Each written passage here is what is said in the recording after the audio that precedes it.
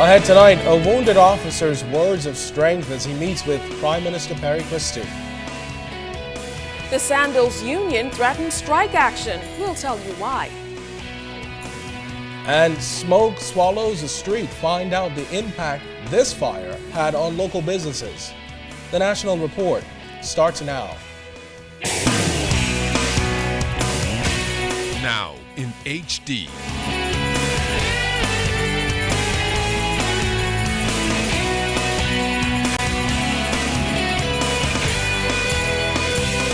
ZNS Network presents The Bahamas Tonight. This segment of the news is brought to you by BTC, powered by Lime.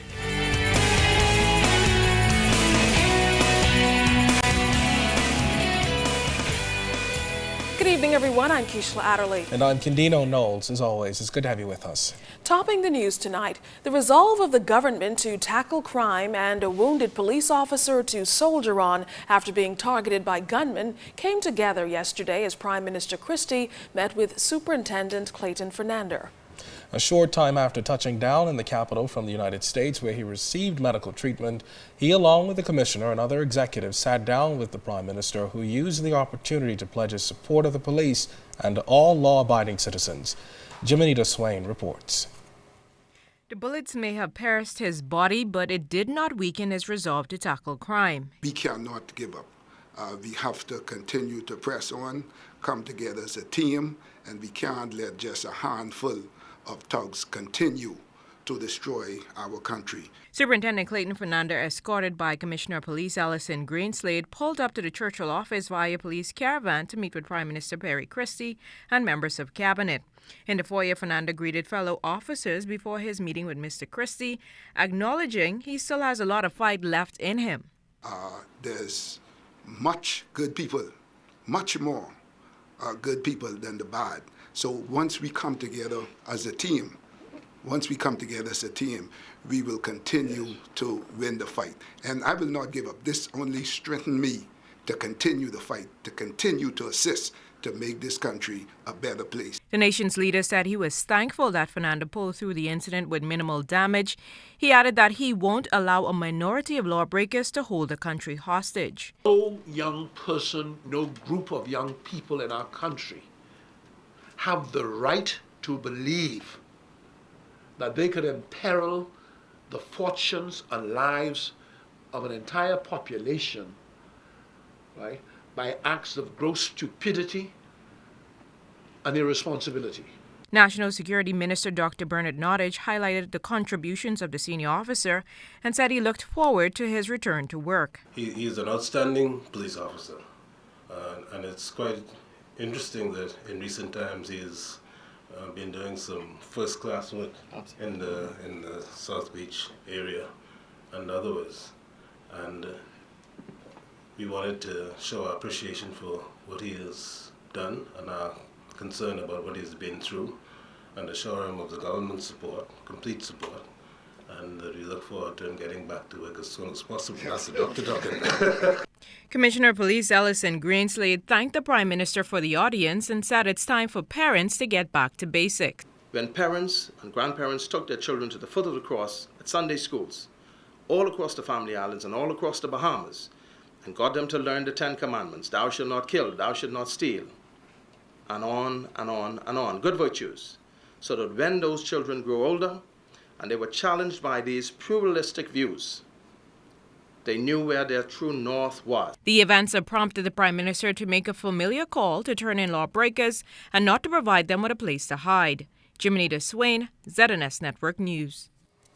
Industrial action could be looming at the Sandals Resort. Union members are reportedly up in arms with management for failure to agree to an industrial agreement. And they now have the support of several other unions who joined with them just outside the property this morning. Our Janelle Noel Ferguson has their story. If operators of the Sandals Resort here in New Providence refuse to come to the negotiation table, executives of the Bahamas Hotel Maintenance and Allied Workers Union say they will strike. The union has been attempting for the past few years to establish an industrial agreement for employees, but even after a court ruled in their favor, union executives claim that management has used union-busting tactics to prevent that from happening. Union President Lyndon Taylor. Our membership is willing to take a strike vote against this hotel. Like I said, that is not a threat. This is things that can be done.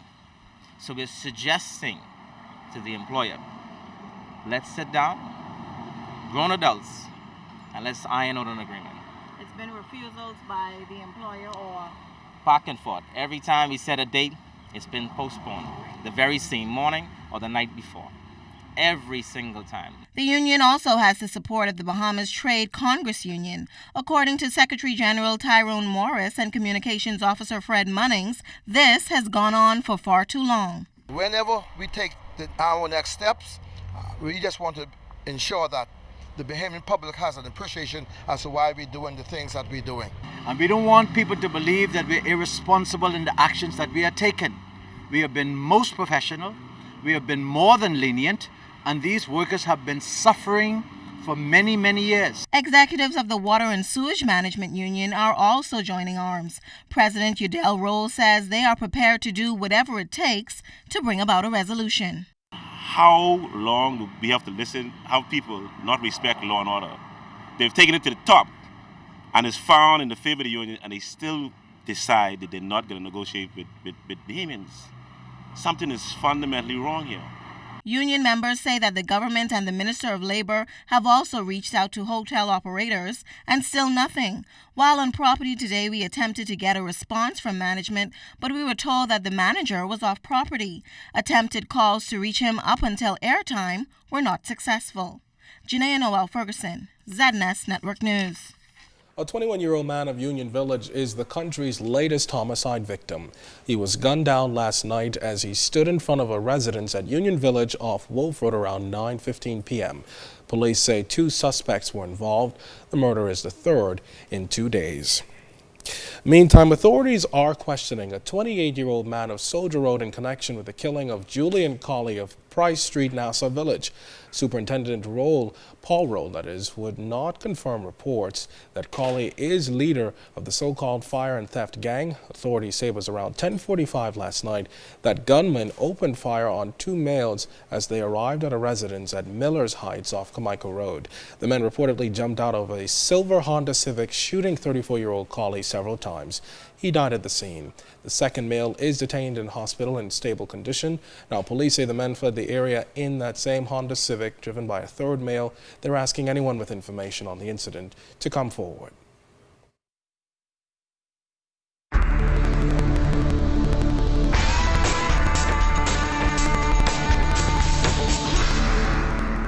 In our first look at weather, a frontal system heading this way will increase cloudiness over the northwest Bahamas, and already outside of our studios we have mostly cloudy skies. Temperature 81 degrees, your relative humidity 66%. Winds out of the southeast at 10 knots, barometric pressure 1,017.0 millibars, that's 30.03 inches, and it is steady. But stay tuned, temperatures around the Palm Leaf Islands, travel and boating forecast is still to come. Well, still to come tonight, part of the business day goes up in smoke in a local community. We'll tell you what happened. And the man in the boat takes a trip. We'll explain. Coming up, you're watching The Bahamas Tonight.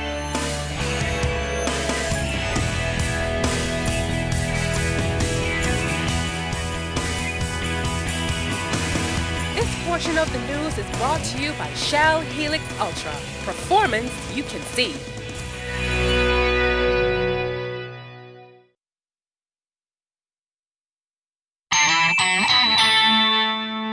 This portion of the news brought to you by McDonald's. McDonald's, I'm loving it. A fire breaks out and ZNS is on the scene. The bushfire on Dean's Lane late this morning affected neighboring homes and businesses. Billows of smoke could be seen as far away as Arawaki. When our news team arrived on the scene, firefighters were working feverishly to put out the blaze. Resident Ryan Bowe says he was walking through the track road when he spotted the blaze.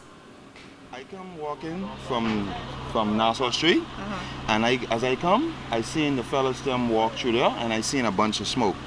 Now, it was smaller then, but then this fire built up. Now, the fire was right next to the Bahamas sponge export. Business owner John Sacho says he and his workmen attempted to put out the fire before they called for help. We was working inside the place, and then, we see, we smell no smoke. My people went out to see where the smoke come from. They discovered that some of the bush, around the wall here, I don't know who built on the property, somebody bought that. Anyway, it was on fire. And we tried to kill the fire with the buckets and also with the hose, until the police arrived. A juror's connection to Kofi Goodman has resulted in another delay in the case. Testimony was to begin today, but the court had to discharge a juror after it was revealed that her mother had worked with a relative of the victim in the case, Marco Archer, 6 years ago. Asked by Justice Bernard Turner if she was able to sit on the panel impartially, the juror said yes, and as a result led the prosecutor, Garvin Gaskin, urged the court to proceed. However, Goodman's attorney, Jeffrey Farquharson, made an application for the juror to be excused on the grounds that she may have poisoned the minds of the jurors. He also suggested that the remainder of the jury be discharged. In response, Justice Bernard Turner discharged the juror. However, he'll decide on Monday whether the others will be excused or if they'll remain. Bloomberg.com is reporting that Bahamas Petroleum Company says that it expects to find crude even after efforts off nearby Cuba failed. Bloomberg reports that BPC CEO Simon Porter says that a seismic study showed that the Great Bahama Bank may have oil at shallower water depths, making it easier to drill, and a layer of salt keeping the crude in place. Bloomberg also reported that BPC is looking for a partner to raise at least $100 million to drill the country's first exploration well in about 27 years. BPC currently holds 5 licenses to drill here in the Bahamas. The government has introduced a number of new labor policies to match the unstable labor climate. Labor Director Harcourt Brown talks about the proposed bill.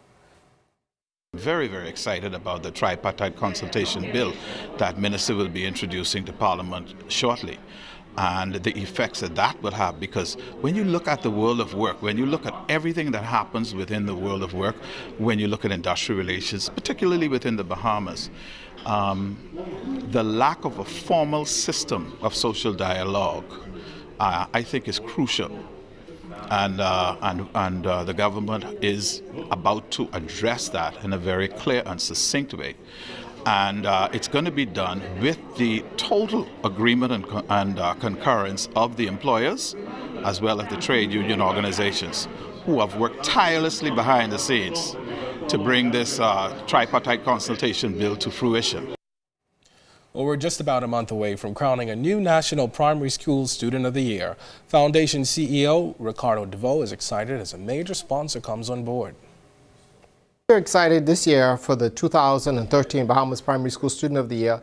Bank of the Bahamas is joining us as the major sponsor for our scholarship. They will present the $5,000 scholarship to the winner of the 2013 Bahamas Primary School Student of the Year.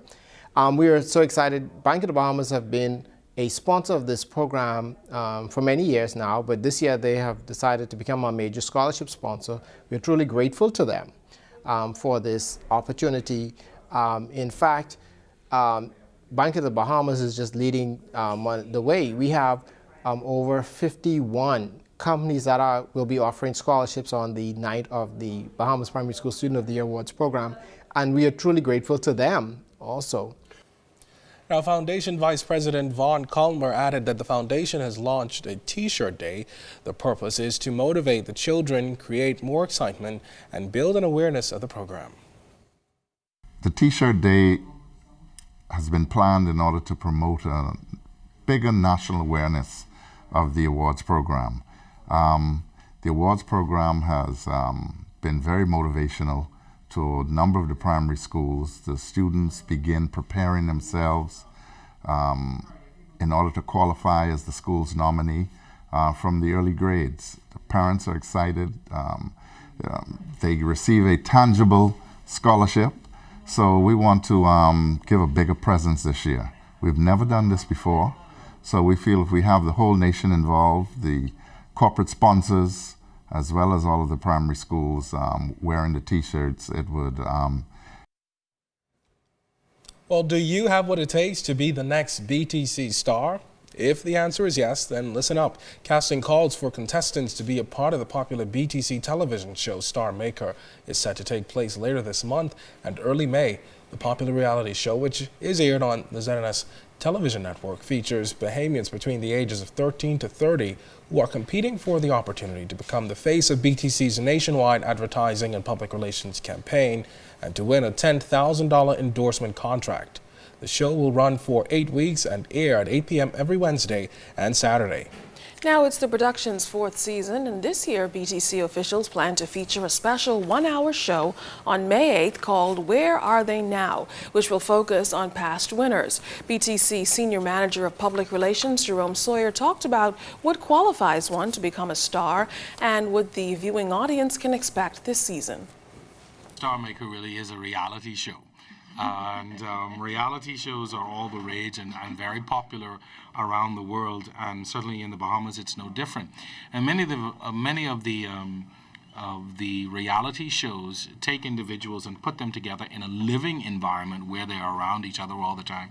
And the creators thought it would add a little extra this year to see how the Star Makers will function living with each other. So it's not just you show up for competition, but that competition and that camaraderie, even rivalry, will continue throughout beyond just the actual competition. Now on Wednesday night, the Roots Junkanoo Group came together to remember one of its fallen stars, Domingo Dingo Duncan. And then last night, another group had a memorial in his honor. Our Julian Gibson was there. Prodigal Sons Junkanoo Group remembered one of the prodigal sons last night who left the group to join the Roots Junkanoo Group.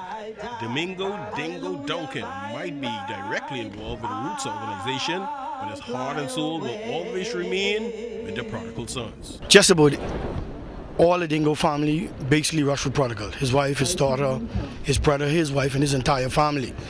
You understand what I'm saying? His sisters and so on. He was basically the only one on the Root side. So for us, we basically feel it. We feel it very much. And I know my colleagues in Roots feel it also, because Dingo was a fun-loving person. He was someone who basically had like a magnet to him. You know, always draw people to him. And he was well loved by many. And for family and group members, he will be sadly missed. Dingo helped us very well. He was so outstanding. I remember, as a matter of fact, I brought him into the Prodigal Sons Junkanoo Group. And I tell you, so the moment he get in, energy was all there. He had a particular dance. His attire was unique and special. And so, as it is now, he may affiliate with the Roots right now, but right now, Prodigal still see him as a prodigal. He was always a happy person. You know, every time you see Dingo, you would see a smile on his face. You will never know if anything is going on with him in his life because he always shows a smile. How do we deal with this serious crime problem? Well, Junior, the serious crime problem starts from the family. The family was the first institution established by God, and then the church. You understand what I'm saying? The parents in our country has to be parents. You understand what I'm saying? The parents and the kids can't be going out and coming in the same time. Someone have to take that role, and the parents have to be a little bit more responsible. And teaching the child begins from in the womb, because by the time there's 1, 2, or 3, and you try to instill stuff in them, they're already gone. You understand what I'm saying? We've lost that generation. You understand what I'm saying? But despite all the bad things happen, we still have a lot of young people who is contributing well to our society. Reporting for the ZNS News Network, I'm Julian Gibson. Well, still to come in the Bahamas tonight, on Eleuthera, the island school looks at how to create synergy between tourism, culture, and sustainability. And And the man in the boat sets up a new shop. We'll explain coming up. The Bahamas Tonight continues after this.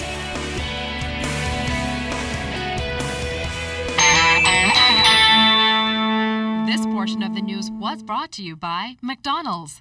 McDonald's, I'm loving it.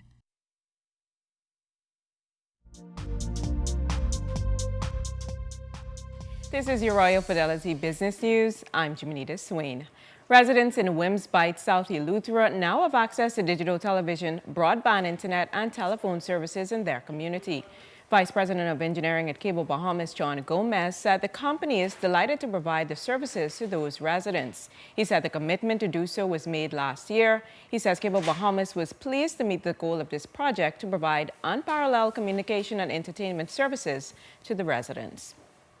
Tambalea School is the first school in New Providence to install significant solar power panels, providing a collective 39 kilowatt output. Minister of Education Jerome Fitzgerald said those students should be extremely proud of this accomplishment. He added that the ministry is looking forward to the success of the project with a view to implementing it in other schools in the capital. Founder and principal Alice Langford said the solar installation project is a giant step towards improving the institution's environment by using renewable energy.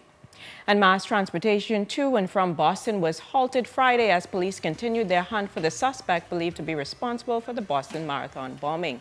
The Associated Press reported that air travel was an exception out of Logan International Airport. Authorities in Boston suspended all mass transit indefinitely, including the movement of all trains and buses. Up to airtime, the greater Boston community remained on lockdown. It's anticipated that hundreds of thousands of dollars will be lost as a result of that lockdown. That was your Royal Fidelity Business News. I'm Jimenita Swain.